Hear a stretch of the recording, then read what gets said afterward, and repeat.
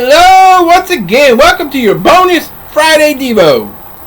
I know it's been a while since we had a Bonus Devo, but I thought I would throw in this Bonus Devo. I received this study card in the mail from a prospective gospel ministry, and I read over it and that sound pretty good for a video. So I thought I would share it to you this week and give you a Friday Bonus Devo. So, but it's called Down in the Dumps, and it's a study of the battle of Elijah with. It's a study of Elijah's battle with depression from 1 Kings 19, 1 through 18. But there's also going to be verses from 1 Kings 18. So I want to let you know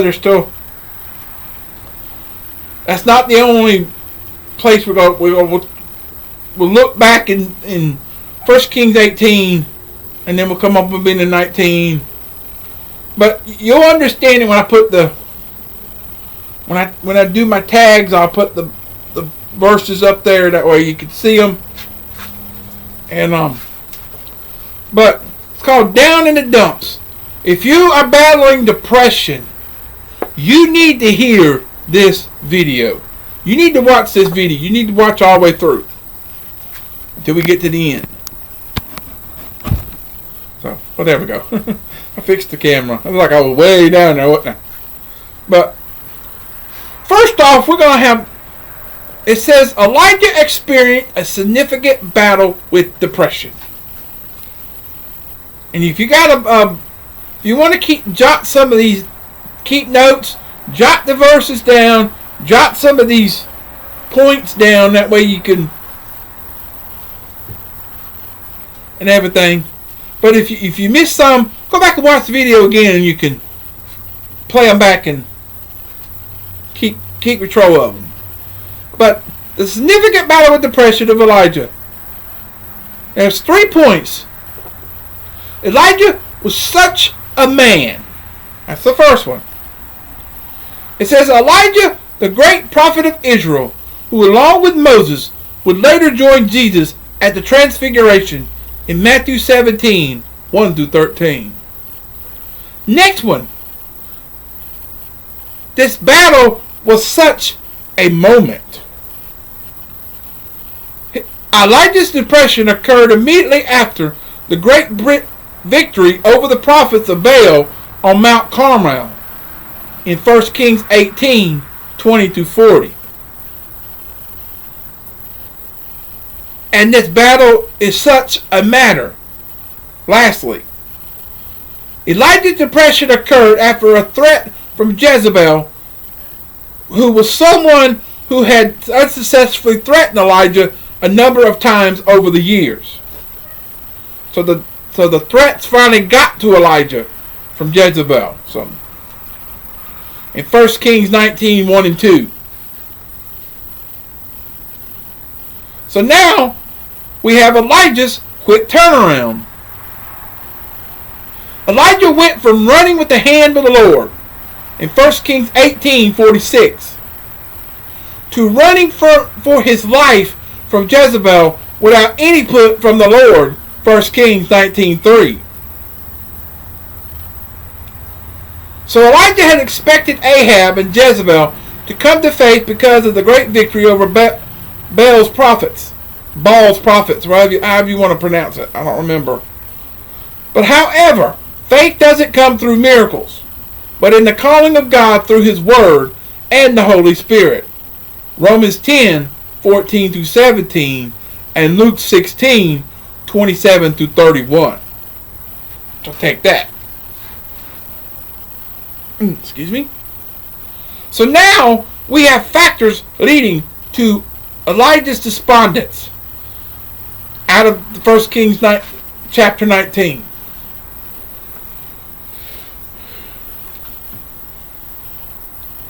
First one we have is frustration and failure from verse number 4. 2 points. Elijah had obviously expected Ahab and Jezebel to repent after the defeat of Baal's prophets. However you say that word. And then secondly, we must live our lives and do our ministry with a certain level of realism. Okay. Next we have faithfulness. So I guess all these start with these points start with F. So verse number 3, faithfulness. 2 points. Elijah ran from Jezebel with no indication that he had received any direction from God. Compare 1 Kings 17:2, 17:8, and 18:1, where Elijah acted upon God's direction. So now we're looking back at 1 Kings 17 now. A couple of verses from 17.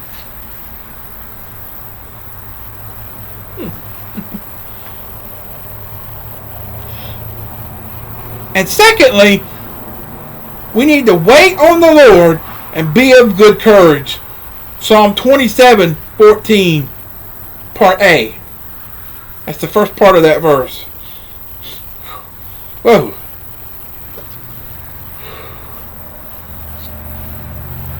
Bad smell in the area. Must have been a skunk. Woo. Woo, that's a strong odor sometimes. I've gotten used to it, but it's like... So now we have fatigue or exhaustion.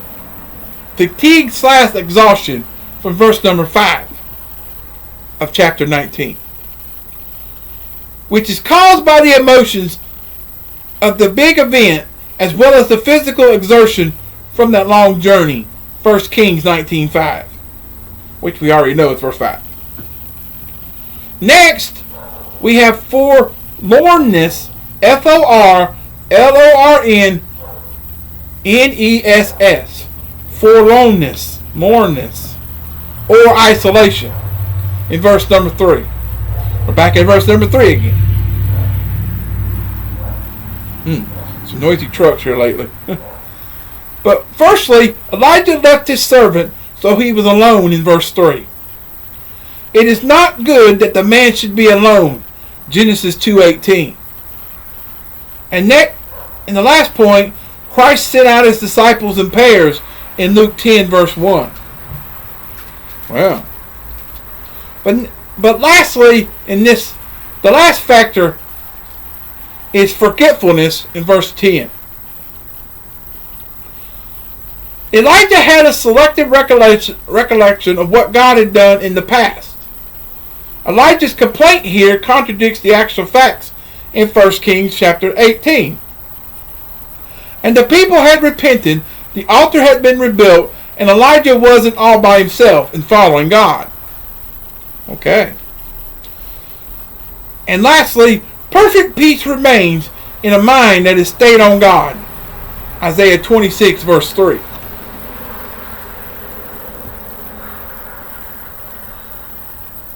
Something that the head of this organization that sent me this card, his name is Philip DeCourcy. It's Philip DeCourcy. Philip DeCourcy. He said, God's people are always in danger of idolizing and idealizing God's servants. And the main point of this quote is, God's servants are not made of steel. God's servants are not made of steel. So write that down. That should be a good point. But go on. Elijah's 40 days and 40 nights in the wilderness mirrors others who had similar experiences. As you notice in Genesis 7:17, Exodus 24:18, Exodus 34:28, Numbers 13:15, Deuteronomy 9:25, Matthew 4:2, and the wandering of the Israelites for 40 years in the wilderness. The different 40 days and 40 night instances in the Bible.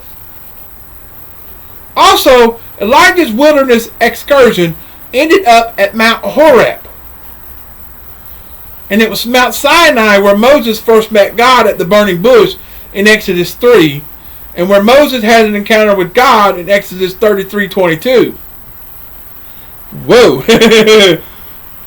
That's just great.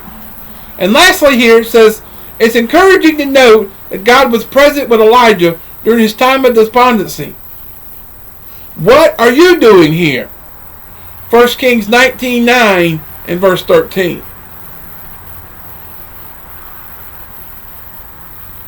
So the last section of this study, we're going to have God's involvement in Elijah's deliverance from chapter 19. First, we have refreshment of his body, verses 5 through 9. So God knows our frame is dust, Psalm 103:14. Four things that we get from God. We get physical health, 1 Corinthians 6:19.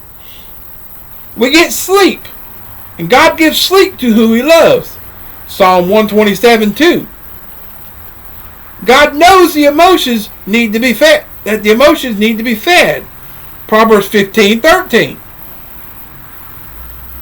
And then we get exercise and diets, 1 Kings 19:5 through 8.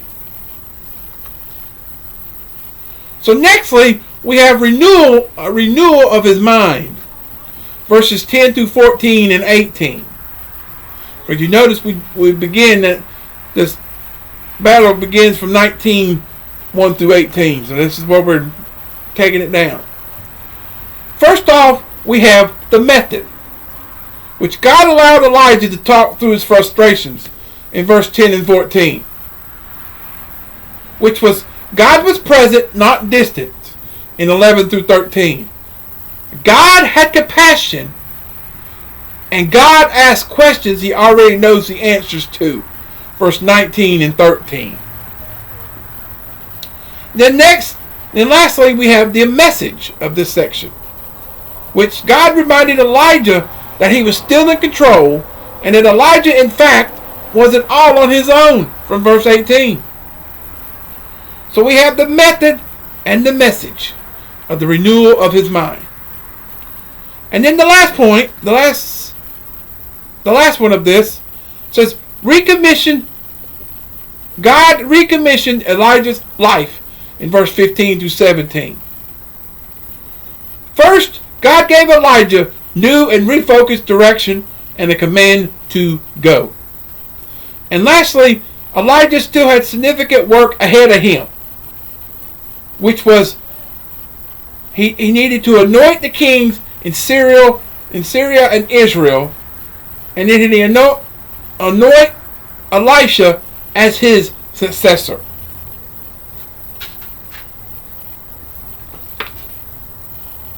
Dang, I'm bugged. Big old mosquito look like. But here's another point from the Philip de Courcy. It says when we run to the Lord, write this next line down, we can run toward the enemy, not away from the enemy. We can always run toward the enemy. Just don't run away from the enemy. But that's all I have for Elijah's battle with depression.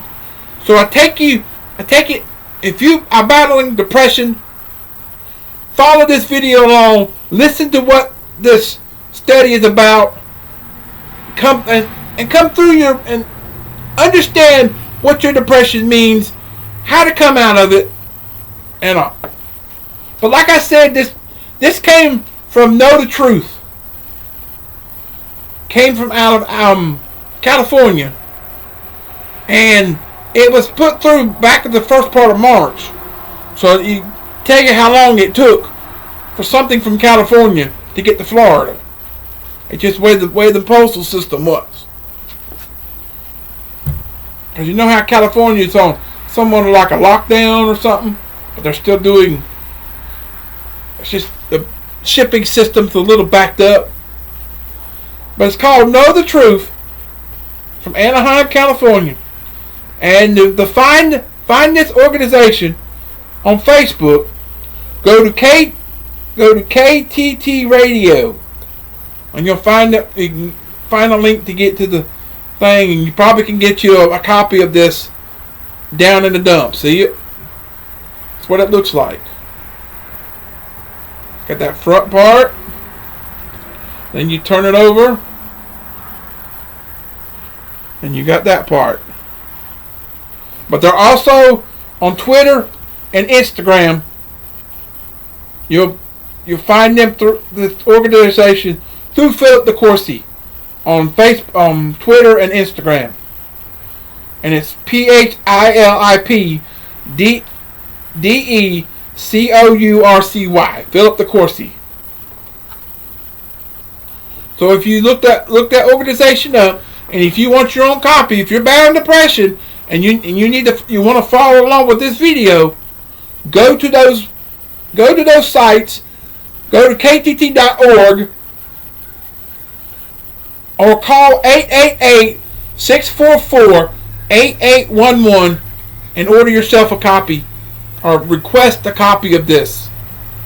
Once again, I'm going to show it a little closer to the thing so you can see what it looks like. Just stop the camera just so you can see a good, or slow it down or whatever. And there's that quote about the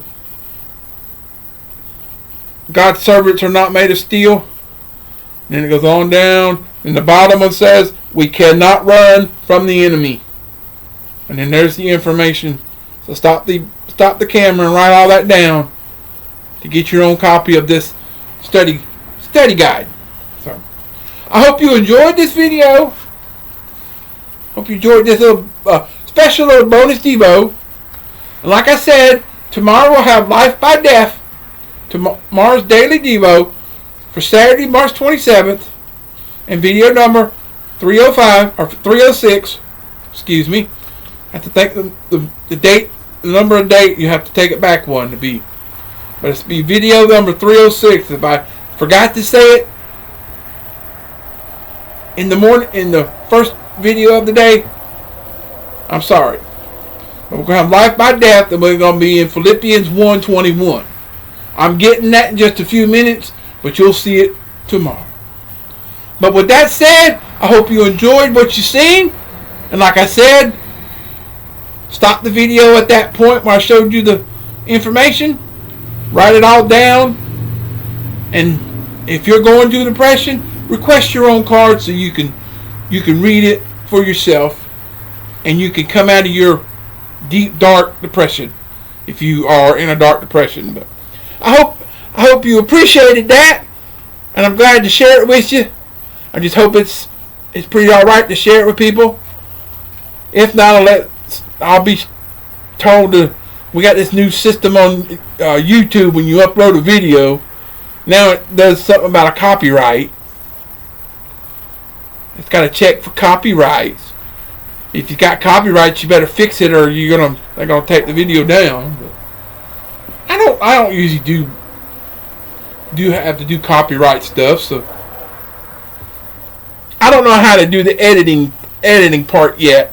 But when I get to a system where I can have my own system to edit these videos, I'll be able to straighten these videos up the way I want them, so make them turn out better. So I can have maybe picture-in-picture. I can show pictures of stuff if I want to show something. I can take a picture somewhere and then be able to put it into the video with it. And I can say, look up here and you can see the. But hope everyone enjoyed that. And like I said, stay tuned when you see tomorrow's video, tomorrow's daily video. And with that said, I love you. I appreciate you. Keep on keeping on and trusting God, and He'll keep you safe. And until then, peace out. Until tomorrow, everybody. Goodbye. God bless. Enjoy the rest of your Friday. And have a wonderful weekend. Goodbye.